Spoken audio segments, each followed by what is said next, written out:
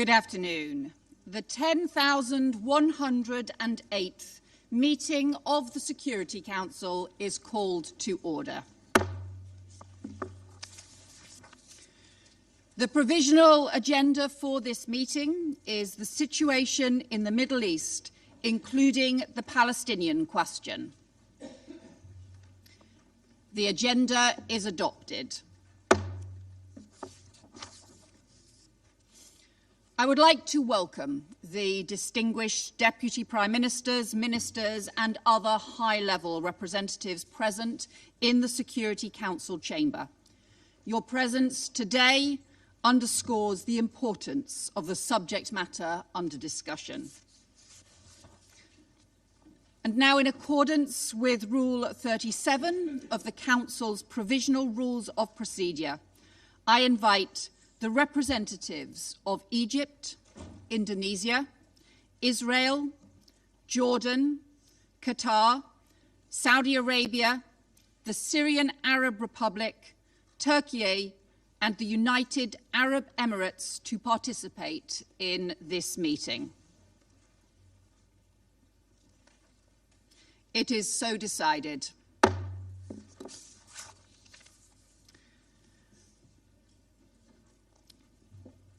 And in accordance with Rule 39 of the Council's Provisional Rules of Procedures, I invite the following briefers to participate in this meeting.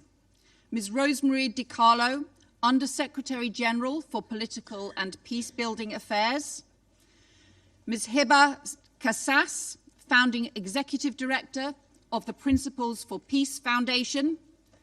And Mr. Nadav Tamir, Executive Director of J Street Israel.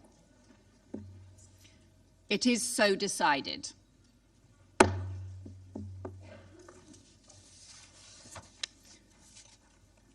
I propose that the Council invite the permanent observer of the Observer State of Palestine to the United Nations to participate in the meeting in accordance with the Provisional Rules of Procedure and the previous practice in this regard.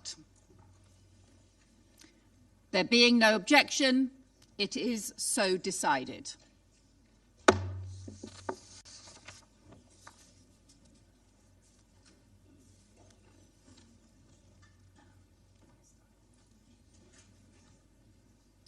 Thank you.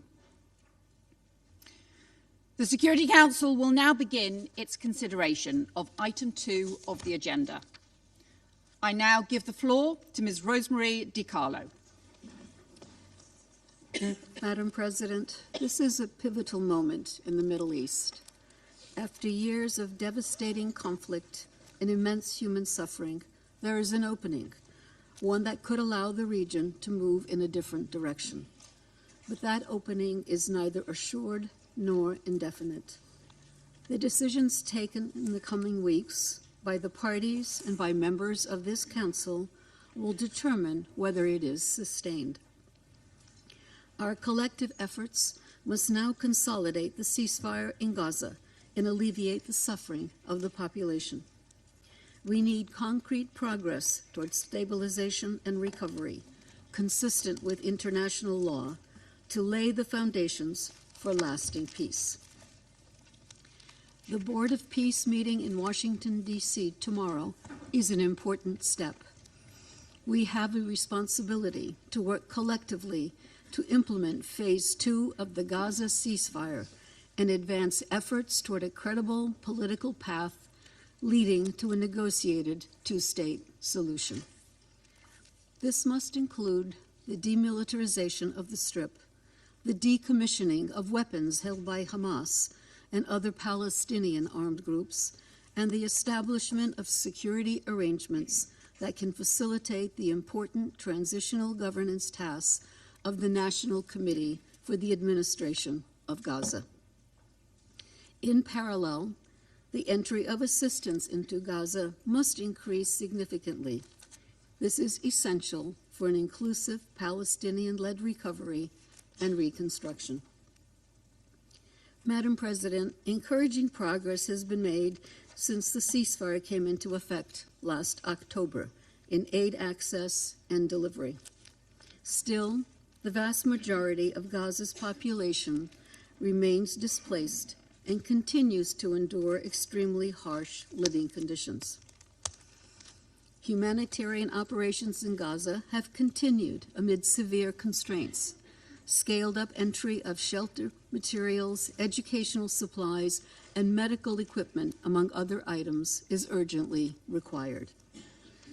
The UN and its partners are expanding efforts to stabilize and rehabilitate essential systems and services as a bridge for longer-term recovery.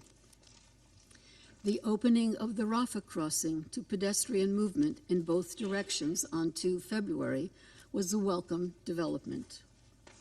The UN team on the ground is working closely with local and international stakeholders to promote a safe, dignified environment at the crossing and enable those in need to access medical assistance.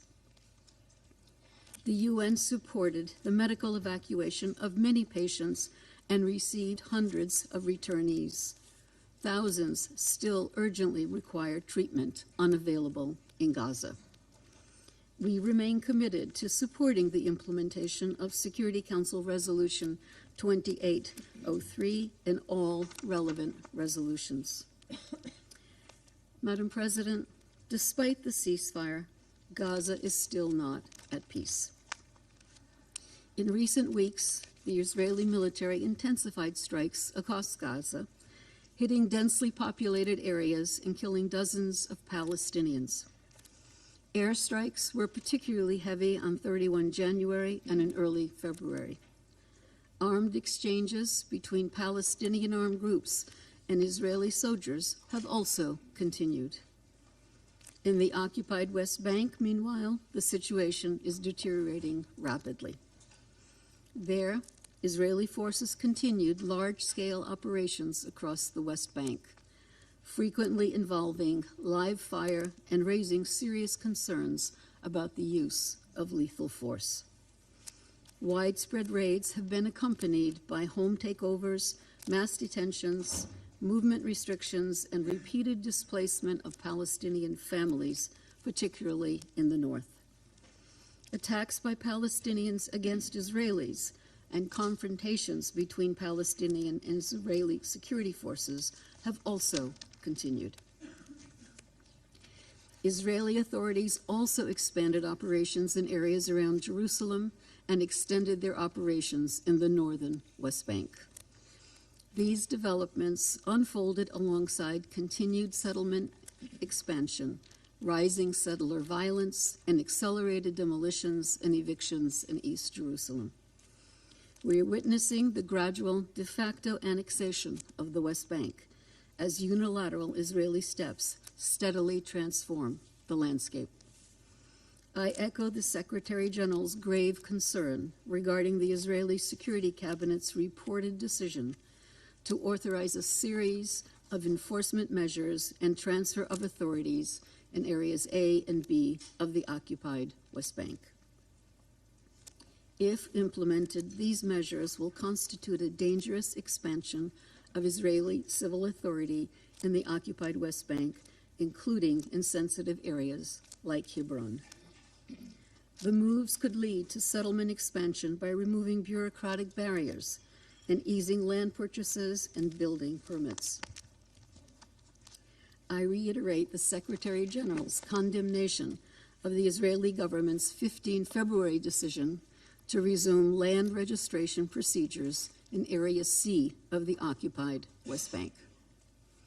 The decision threatens to dispossess Palestinians of their property and expand Israeli control over land in the area. Israel should immediately reverse these measures. All Israeli settlements in the occupied West Bank, including East Jerusalem, and their associated regime and infrastructure have no legal validity. They violate international law and UN resolutions. Madam President, continued unilateral Israeli measures to withhold clearance revenues have deepened a persistent fiscal crisis for the Palestinian Authority. This has led to partial salary payments for civil servants, severe cuts to basic services, and growing arrears and debt to the private sector and financial institutions. Correspondent banking agreements, essential for the Palestinian economy, were renewed on 12 February for an additional 2 weeks. A long-term extension, alongside renewed technical discussions between Israeli and Palestinian financial regulators, is critical for financial stability and for enabling large-scale recovery in Gaza in line with Resolution 2803. Madam President, allow me to conclude by stressing that at this fragile juncture for the region, we cannot afford half measures.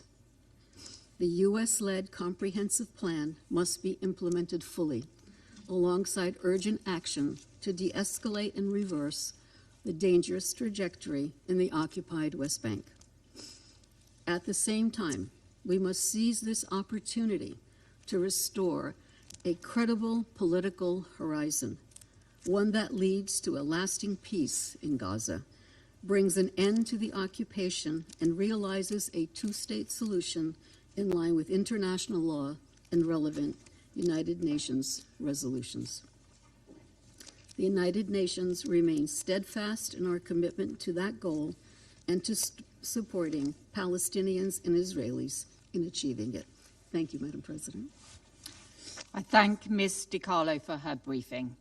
I now give the floor to Ms. Hiba Kassas. Thank you, Madam President, Excellencies. I wish to start by thanking the United Kingdom for the invitation to brief this Council. I address you today as a Palestinian raised in the West Bank under the reality of insecurity and occupation, as a new Swiss citizen and a founding executive director of the Principles for Peace Foundation, which is based in Geneva, a global peacebuilding organization that works also on the question of Israel and Palestine, and as a convener of the Uniting for a Shared Future coalition, which brings together today more than 550 Israeli and Palestinian leaders from politics, security, business, civil society, and media. We came together in the wake of October 7th and the Gaza war, and built our coalition around enlightened self-interest.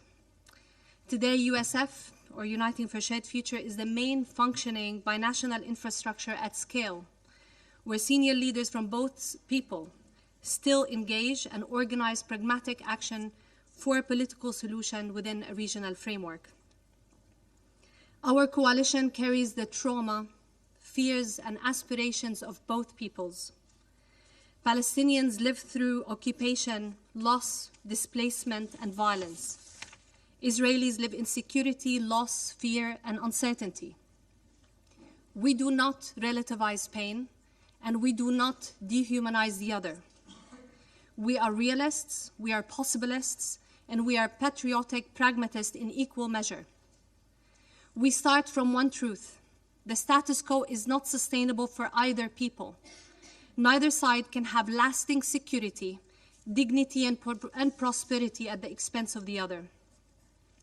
We welcome this Council's Resolution 2803 and the Global Alliance, which keeps the political horizon central.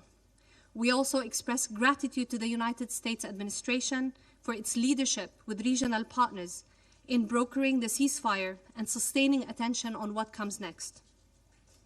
Phase 2 will decide whether this is a bridge to stability or a pause before the next war.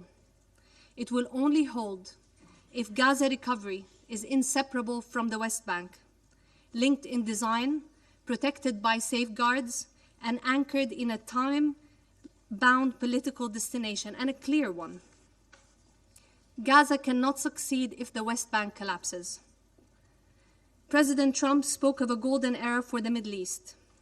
That future is possible and can only be unlocked by resolving the Israeli-Palestinian conflict, removing a central driver of instability and a fuel for radicalization. As long as this conflict remains unresolved, regional normalization, integration, and the expansion of the Abrahamic Accords will remain contested, fragile, and fraught. This is why success will require an alliance of the willing prepared to advance the New York Declaration and President Trump's plan through disciplined implementation and investment, mutual accountability, and sustained political cover. Excellencies, the facts are stark. In Gaza, displacement and despair are near total, and access remains constrained at key crossings. In the West Bank, record settler attacks, demolitions, displacement, and accelerating settlement and outpost activity are eroding contiguity by the day, alongside administrative and cabinet measures that facilitate changes in land control and ownership. These actions are dangerous for Palestinians, but they're also dangerous for Israelis, because they fuel insecurity, radicalization, and the collapse of any credible political destination. Our coalition developed immediate confidence-building measures with an implementation pathway to safeguard the political horizon while Phase 2 is underway. I will highlight 7 priorities requiring active engagement by this Council and by the Board of Peace. First, ease movement and access in Gaza and the West Bank, reverse the ban on humanitarian NGOs, operationalize and modernize Gaza crossings, and movement in the West Bank, including routes via Jordan and permits for labor and commerce. Second, restore Palestinian fiscal and banking functionality to prevent the Palestinian Authority collapse, release withheld revenues, restore correspondent banking, and unblock currency circulation so salaries can be paid and the private sector can restart. Third, back political governance and administrative Palestinian Authority reform with realistic expectations and verification, and supporting Palestinian credible elections. Fourth, protect territorial feasibility now to safeguard and advance the political horizon, halting steps that sever contiguity, beginning with freezing E1 and expansion in the southern Jerusalem corridor, as well as stopping changes to land ownership in the West Bank. Fifth, deter violence and incitement on all sides. Apply consequences for terrorism, for militia regrouping, and settler violence, and ensure any security and stabilization architecture, including the ISF deployment and disarmament, is verifiable and accountable from day one.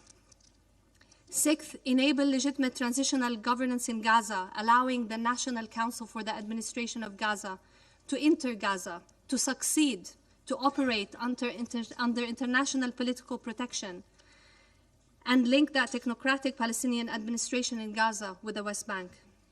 Seventh, support an Israeli-Palestinian political dialogue track by starting with what already exists. At Uniting for Shared Future, we've built a dialogue infrastructure and have recently launched in Davos, with the support of the Swiss government, a working group to advance the political horizon. These infrastructures exist, build on what exists. Excellencies, let me be clear about the political destination we believe in. Regional stability, prosperity, and security require a new regional political and security architecture that resolve the Israeli-Palestinian conflict through a non-militarized Palestinian state living side by side in safety and security next to Israel, embedded in an integrated and safer neighborhood. Our coalition is a supportive constituency for the success of Phase 2 in Gaza as a bridge to that horizon. Our offer to the Council is practical and ready to deploy. First, an Israeli-Palestinian political dialogue infrastructure you can use immediately as a nucleus and a shadow dialogue capability when no official channels exist between Israelis and Palestinians. Second, a sounding board for implementation. And third, legitimacy and delivery support, mobilizing public consent and private sector capability. As the main binational coalition of Israeli and Palestinian leaders working for this horizon, the Uniting for Shared Future stands ready to engage with the Board of Peace, with Council members, regional and national partners to help translate political intent into executable steps. I close with gratitude to the United Kingdom Presidency for this platform. And on behalf of our coalition and the Principles for Peace, we welcome the United Kingdom's initiative to host a peace-building conference and launch a peace fund to support civil society in Israel and Palestine. I also wish to thank the governments that have backed our work and our coalition, including the German government, Denmark, Netherlands, Switzerland, Ireland, Belgium, and regional partners who continue to support our capability to support regional dialogue, including the Kingdom of Saudi Arabia. Excellencies, I was raised in a reality where each generation inherits the trauma, the fear, and unfinished business of the last. This is not a strategy, this is a sentence. We can either condemn both people to a perpetual state of insecurity, of loss, of trauma and occupation, or emancipate both people from this reality. As solution-minded leaders, we are committed to work with everything we have for the second, because both our people and the people of the region deserve better. Thank you very much. Thank you. I thank Ms. Kassas for her briefing. I now give the floor to Mr. Nadav Tamir. Madam President, distinguished members of the Security Council, I thank the United Kingdom for convening this session and for the opportunity to address the Council. Ramadan Kareem to all our Muslim members. I appear before you as an Israeli patriot and a Zionist, and as a member of the Israeli-Palestinian Coalition United for Shared Future, a partnership of Israelis and Palestinians who believe that the only viable way to resolve the conflict and to ensure security, dignity, and prosperity for both people is through a two-state solution embedded in a broader regional framework. Despite the profound trauma experienced by both Israelis and Palestinians following the October 7th massacre and the devastating war that followed, this moment presents a historic opportunity, one that must not be missed. The growing sense of urgency within the international community and across the Middle East must be translated into a clear and irreversible pathway toward the demilitarized Palestinian state alongside Israel, anchored in a regional coalition that integrates both Israel and Palestine into the region while marginalizing jihadist and terrorist forces of all sides. This is not only a two-state solution, this is in effect what we at J Street call a 23-state solution. Israel, Palestine, and the 21 Arab states that endorse the Arab Peace Initiative, normalizing relations and cooperating for mutual security and prosperity. Importantly, this regional vision is not disconnected from the Israeli public opinion. Surveys by the Accord Center for Social Psychology at the Hebrew University, conducted even during the most difficult periods of the fighting, revealed that a majority of the Israeli public would accept a Palestinian state if embedded within a comprehensive normalization agreement between Israel and the Arab states. Approximately 61% of the public prefer separation from the Palestinian over annexation. This data indicates that ultimately, even when the winds of war are blowing, the Israeli public is much more realistic than its current leadership. Israelis understand that the path to security passes through normalization, which will include the establishment of a Palestinian state alongside Arab normalization of relations with the State of Israel. This is why Gaza cannot be treated as an isolated arena. There is now broad recognition that what happens in Gaza does not stay in Gaza. It spreads throughout the region and beyond. This understanding was reflected in the Council's consideration of President Donald Trump's 20-point plan and in the recent wave of recognitions of a Palestinian state, recognitions understood not as the end of negotiations, but as their beginning. Previous diplomatic efforts fell short, either because they focused exclusively on bilateral negotiations between Israel and the PLO, as in Oslo Accords, Camp David Summit, and Annapolis Conference, or because they attempted to bypass the Palestinian, as with the Abraham Accords.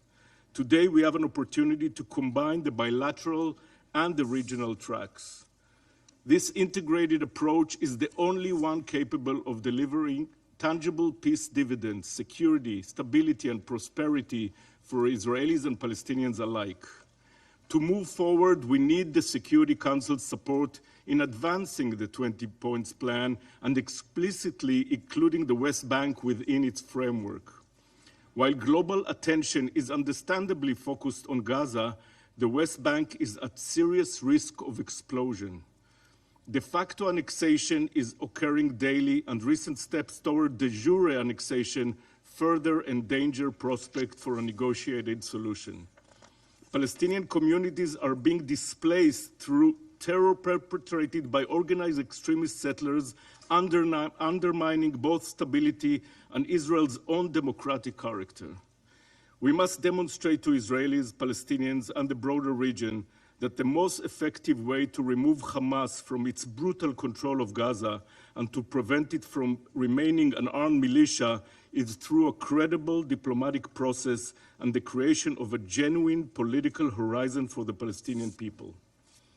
Israel is entering an election year, and the Palestinians urgently need elections as well. For pro-peace constituencies on both sides to prevail, the international community must make clear that the 23-state solution is not a distant aspiration, but an achievable reality. Trauma has bred fear and despair. That can change if a political process delivers real security and ensures that another October 7th and the devastation that followed in Gaza will never happen again.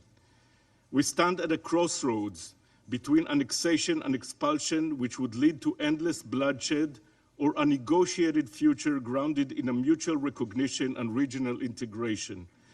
The voice and engagement of the international community are critical. They can demonstrate to Israeli public, most of whom seek security and normalcy, that peace is feasible and it will enhance, not diminish, Israel's security. Israel was deeply traumatized also after the 1973 war with Egypt and Syria. Yet within a few years, we achieved peace with Egypt. After the first Intifada, despair gave way to diplomacy, and Oslo process paved the way for peace with Jordan. History shows that trauma can be transformed into opportunity if leadership is courageous and the international community is resolute. Some Israelis argue that recognizing a Palestinian state alongside Israel would reward Hamas. They are mistaken. It will in fact undermine Hamas by rejecting their vision of endless conflict and empowering Palestinians who seek coexistence. Israel cannot be the democratic homeland of the Jewish people if Palestinians are denied a homeland of their own. Our future are interdependent. Our joint Israeli-Palestinian coalition, led by Hiba Kassas and her organization Principles for Peace, demonstrates that the different path is possible. We have developed concrete, actionable plans and stand ready to work with all who are committed to leading us out of the current tragedy and toward a secure and prosperous future for the entire region, one that will also strengthen global stability. Thank you. I thank Mr. Tamir for his briefing. Thank you.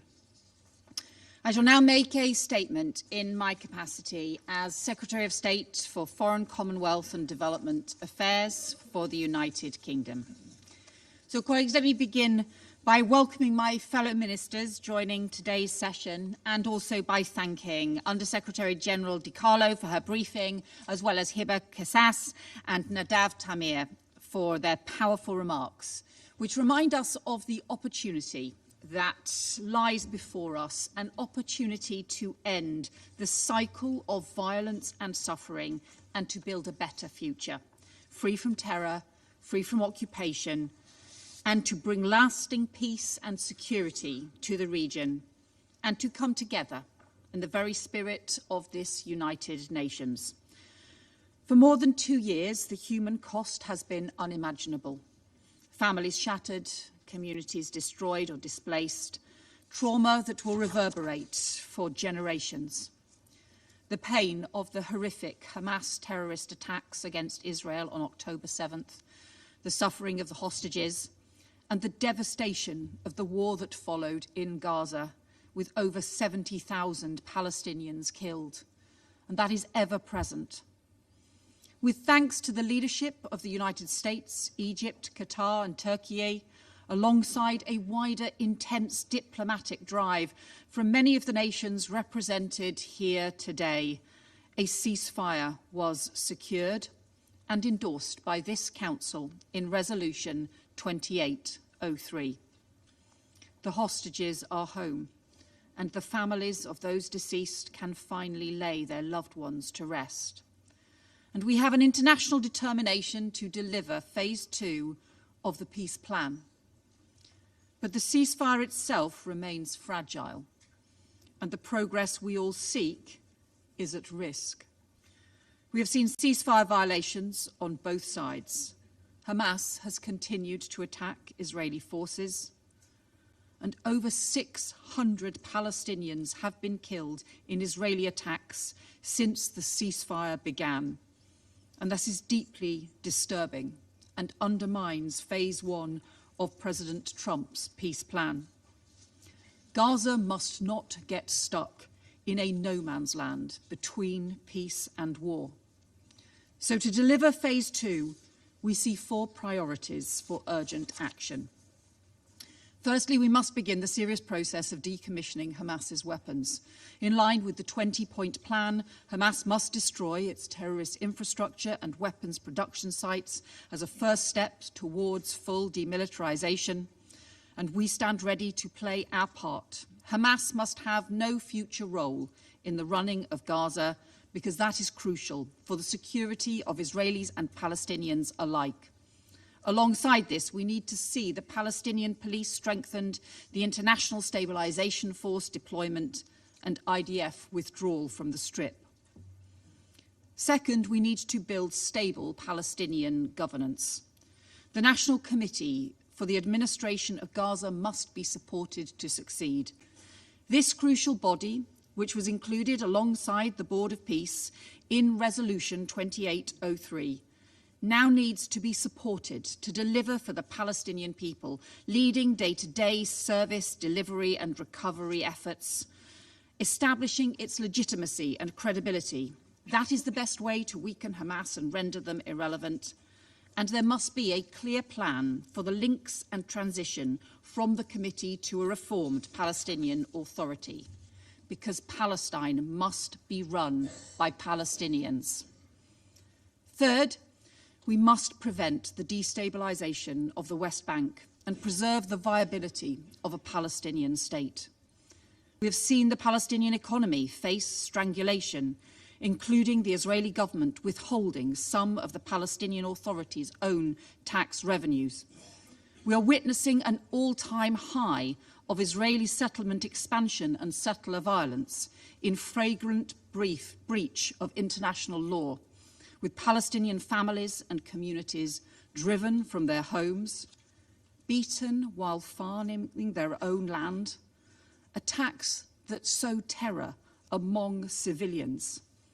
This is deeply, deeply wrong, and a clear contravention of the resolutions of this Council, and counterproductive. It only makes the Israeli and Palestinian people less secure.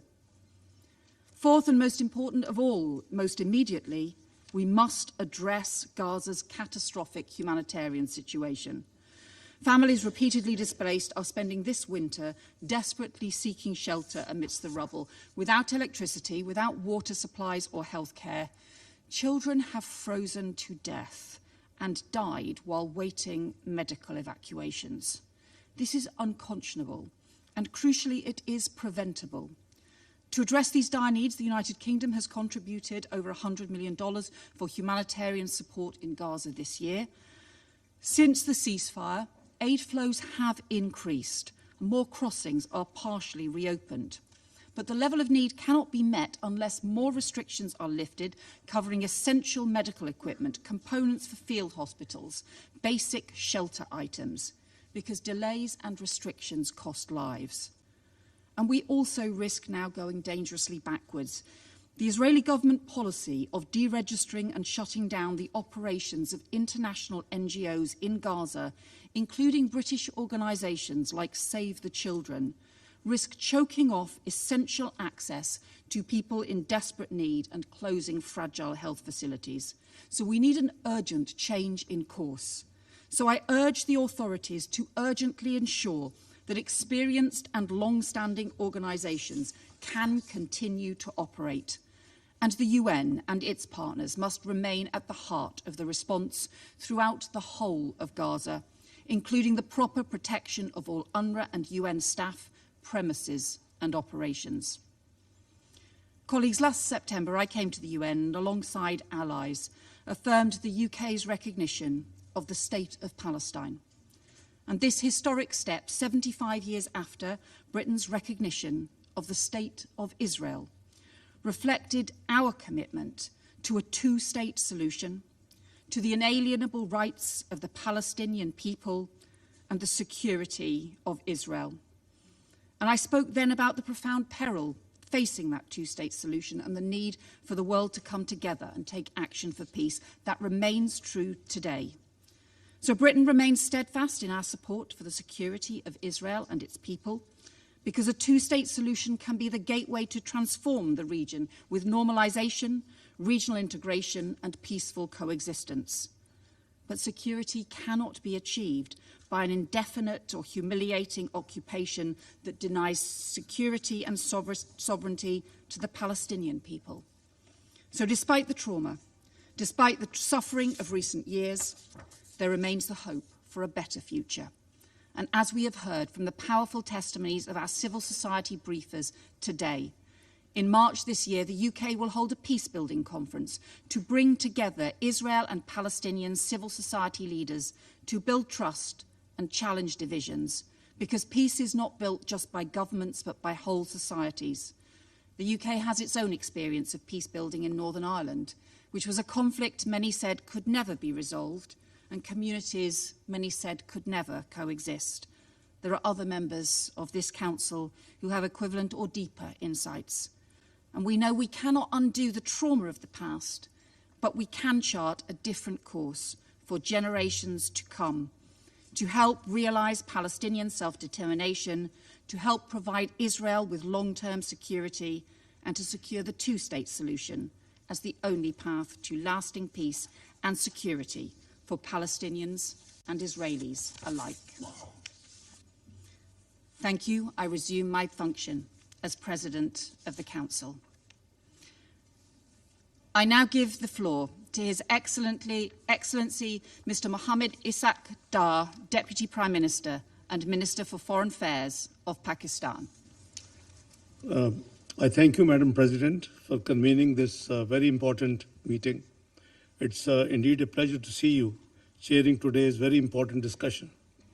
I also thank Under Secretary General Rosemary DiCarlo for her sobering briefing, followed by two more briefings which were very candid. We are meeting today at a critical juncture. On the one hand, intensified diplomatic efforts are underway to consolidate the ceasefire, alleviate the sufferings of Palestinians, and advance implementation of the comprehensive plan to end the Gaza conflict endorsed by Security Council Resolution 2803. On the other hand, Israel's continued ceasefire violations, annexations attempts, and illegal actions across the occupied Palestinian territories continue to undermine these efforts and threaten prospects for a just and lasting peace. Madam President, Pakistan remains fully engaged in diplomatic efforts aimed at permanent cessation of hostilities and a just resolution of the conflict. We appreciate peace efforts led by US President Donald Trump. In this regard, we are working closely as part of the group of 8 Arab and Islamic countries, namely Egypt, Jordan, Qatar, Saudi Arabia, the United Arab Emirates, Indonesia, Turkey, and Pakistan. Madam President, Israel's recent illegal decisions to expand its control over the West Bank are gravely disturbing. In the joint statements of 7th and 17th of February, the foreign ministers of the 8 Arab Islamic countries condemned in the strongest terms these measures and decisions aimed at imposing unlawful Israeli sovereignty, entrenching settlement activity, designating lands so-called state land, and enforcing a new legal and administrative reality in the occupied West Bank. We affirmed that these illegal measures are null and void and constitute a clear violation of international law and international humanitarian law, particularly the Fourth Geneva Convention. Madam President, they all violate relevant Security Council resolutions, foremost among them particularly Resolution 2334, as well as the 2024 advisory opinion of the International Court of Justice.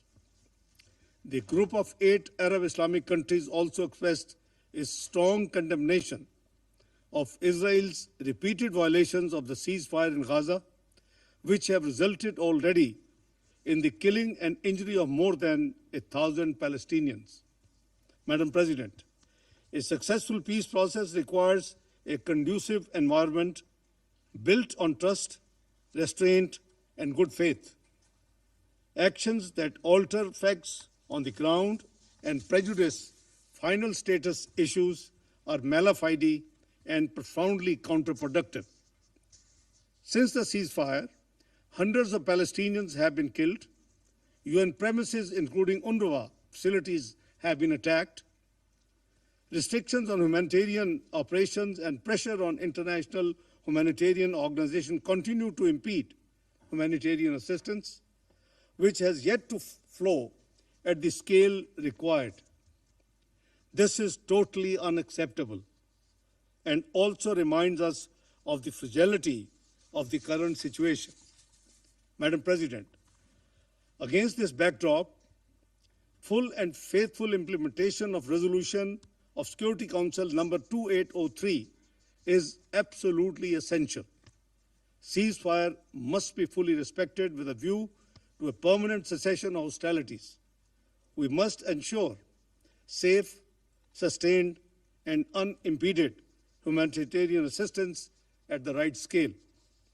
The recovery and reconstruction phase must begin without delay and without annexation, forced displacement, or alteration of the territorial unity of the occupied Palestinian territory, illegal settlement activity, settler violence, and attempts to alter the demographic, legal, or historical character of the occupied territory, including holy sites, must cease immediately. And it is imperative, Madam President, to advance a credible, irreversible, and time-bound political horizon leading to Palestinian statehood in accordance with international legitimacy. It is in pursuit of these objectives that Pakistan, as part of the group of 8 Arab Islamic countries, has joined the Board of Peace in support of its mandate as endorsed by Resolution 2803.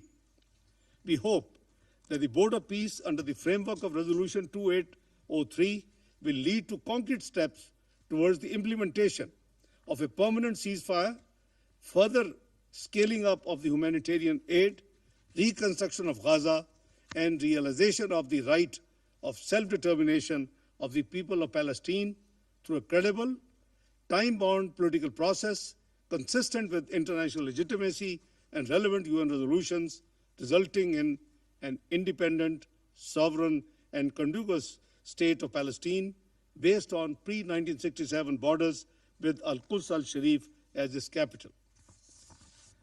This, Madam President, is the ultimate goal supported by the international community. Palestinian-led governance and institutional strengthening with the central role of the Palestinian Authority are indispensable in this regard. Tomorrow, Pakistan will participate in the inaugural meeting of the Board of Peace with the objective of reinforcing ongoing diplomatic efforts. We engage in this process with the firm conviction that sustained diplomacy, anchored in international law, including the UN Charter, and guided by accountability, provides the only viable pathway to a just and lasting peace in the Middle East. There can be no durable peace without justice, no stability without accountability, and no sustainable solution without the realization of the Palestinian people's right to self-determination. Madam President, Pakistan's solidarity with our Palestinian brothers and sisters and their just cause remains unwavering. We stand with them in their legitimate pursuit of right to self-determination, dignity, and freedom. Pakistan is ready and willing to contribute to all diplomatic initiatives, including President Trump's peace plan, the Board of Peace, the high-level conference on the peaceful settlement of the question of Palestine, and the Global Alliance for the Two-State Solution, which must reinforce one another through coordinated and concrete implementation in the interest of our shared objective of a just, lasting, and comprehensive peace in the Middle East. I thank you, Madam President. I thank His Excellency Mr. Dar for the statement. I now give the floor to the representative of the United States. Thank you, Madam President. Thank you, Undersecretary General DiCarlo, and our experts for your briefings today, and welcome to a number of ministers to the Council. Colleagues, for 2 long years, we spoke about the way forward. We gave speech after speech and resolution after resolution in this very chamber. Now, thankfully, there is a clear path forward in President Trump's 20-point peace plan. And I think it's worth remembering that just a few months ago, we had a situation where the terrorist group Hamas brutally controlled Gaza. They sacrificed their own people for their propaganda aims. And we had 48 hostages suffering in the tunnels that Hamas had built instead of rebuilding Gaza, and forced them, in many cases, to dig their own graves. In the few months since, the ceasefire is in place. We've reduced hostilities. We've brought every single hostage home, alive and sadly deceased. And every day we are expanding the level, the scope, and the scale of humanitarian assistance. Phase 2 will build upon Phase 1's progress, but security and governance must come first. To that end, the International Stabilization Force, for which we have seen thousands of soldiers pledged, will create security, preserve peace, and establish a durable, terror-free environment. We've also announced the National Committee for the Administration of Gaza, which will be responsible for restoring vital services in accordance with President Trump's 20-point plan. Under the oversight of the Board of Peace, the National Committee will forge a productive economy and provide Gazans with the opportunity for a better life. We already received the results of the committee's work. On February 2nd, it announced the reopening of the Rafah crossing, which has facilitated life-saving medical evacuations and humanitarian assistance. Colleagues, the data and the results are speaking for themselves on a number of fronts. On February 15th, dozens of patients and their companions were medically evacuated from Gaza to Egypt. And crucially, for over 3 months now, we've passed the benchmark established by the UN of 4,200 trucks entering Gaza each week. Once again, we call on all parties to support the Board of Peace, which was established. I feel like I'm reminding many people of this fact lately. The Board of Peace was established by this council with no opposition in Security Council Resolution 2803, which again established the International Stabilization Force and the Technocratic Committee and will ensure the successful implementation of the comprehensive plan. Tomorrow, the Board of Peace will host its inaugural meeting in Washington with a focus on bringing peace and security. Importantly, 27 nations, many nations from the region, the 8 Gulf Arab countries and Muslim majority nations have joined the board. These are the countries with the most at stake in the region and as its neighbors for the success of Gaza. The Board of Peace, colleagues, is a board of action, and we will build upon this progress already made by addressing Gaza's early recovery and its humanitarian needs. As a number of you have stated in the Council today, the status quo was not acceptable and it was not sustainable. Old structures were not working. To that end, the board will announce tomorrow over $5 billion in pledges for rebuilding. Colleagues, the board is not talking, it's doing. And look, we are hearing the chattering class criticizing the structure of the board, that it's unconventional, that it's unprecedented.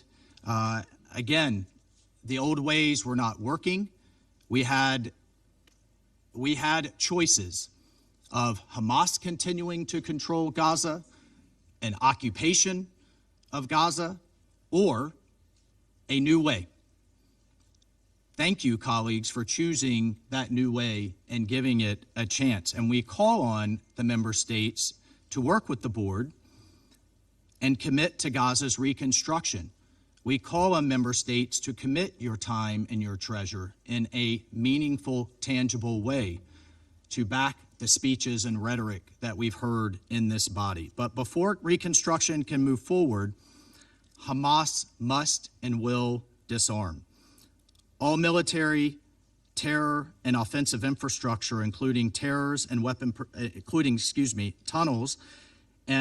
production facilities, must be destroyed and not rebuilt, and Gaza must be demilitarized and de-radicalized. There will be no more October 7th, and there prayerfully will be no more war. Reconstruction cannot and will not take place in areas where Hamas has not demilitarized. Many of you today and in the media have thanked President Trump for his vision and his tenacity in putting this plan in place.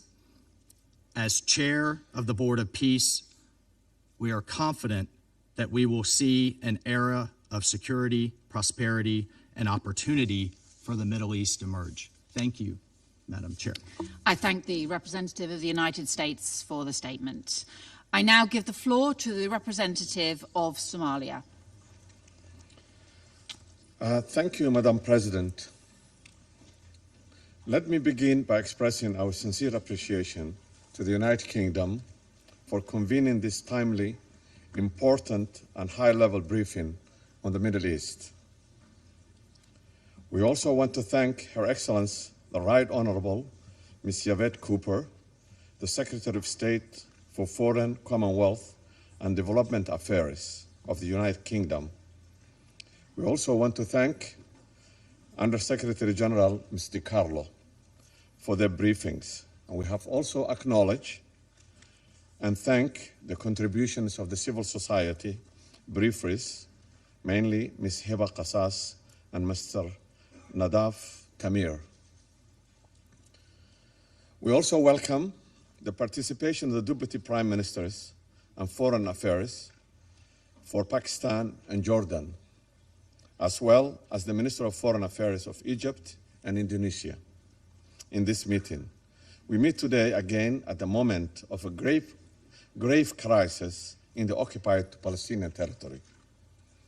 The Israeli Security Cabinet's recent measures to overhaul land registration and property rights in the West Bank fundamentally undermines the international law and the very foundation of this Council's resolutions, specifically Resolutions 242, Resolution 2338, Resolution 446, Resolution 478, and Resolution 2334.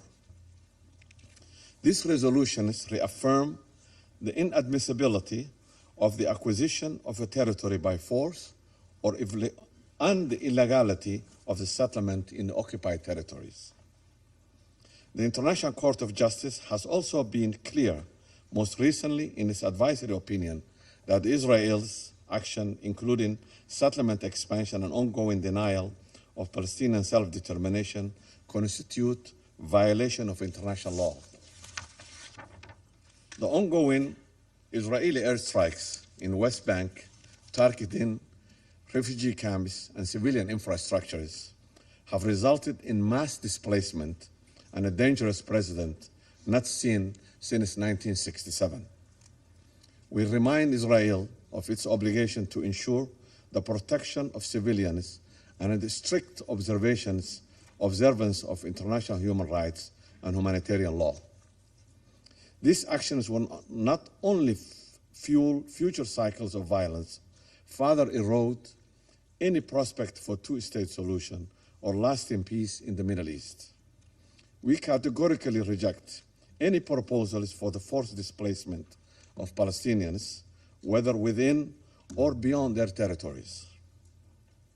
Such actions are a grave violation of international law and amount to ethnic cleansing.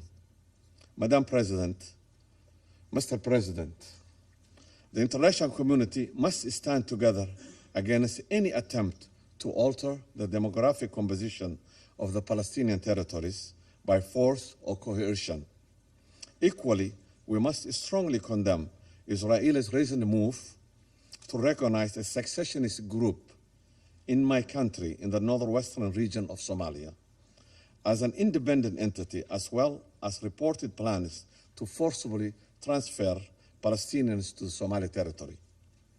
These measures blatantly infringe the Somali sovereignty, unity, and territorial integrity, and threatens to entangle the Horn of Africa in the destabilization dynamics of the Middle East conflict. Any effort to impose such political realities on the African continent undermines core principles of international law and sets a dangerous precedent. Mr. President, the humanitarian operations in Gaza under the fragile ceasefire is under severe strain.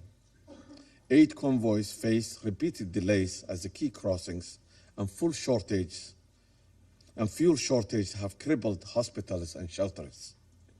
We strongly condemn the recent Israeli attack on UNRWA facilities, targeting an institution mandated by the United Nations to deliver life-saving aid in a flagrant breach of international humanitarian law and further imperils the most vulnerable, in particularly the women and children. Humanitarian access is not a privilege, but a fundamental necessity and a legal obligation under the international law. Unhindered access for UNRWA and all humanitarian agencies must be guaranteed by the occupying power. We are also deeply troubled by Israel's actions at the Holy Mosque in Jerusalem. Respect for the religious sites is a fundamental obligation under international law, and Israel must refrain from actions or rhetorics that endanger these sacred places. During the holy month of Ramadan, we urge the de-escalation across the occupied Palestinian territory and call on Israel to allow worshippers free, safe access to blessed Al-Aqsa Mosque, preserving the legal and historic status quo of the holy sites in Jerusalem. Mr. President, looking ahead, the reconstruction of Gaza is essential. We acknowledge the U.S. President Trump's leadership for the ceasefire in Gaza and his 20-point plan, and take a note on the meeting of the Board of Peace in Washington, D.C. tomorrow.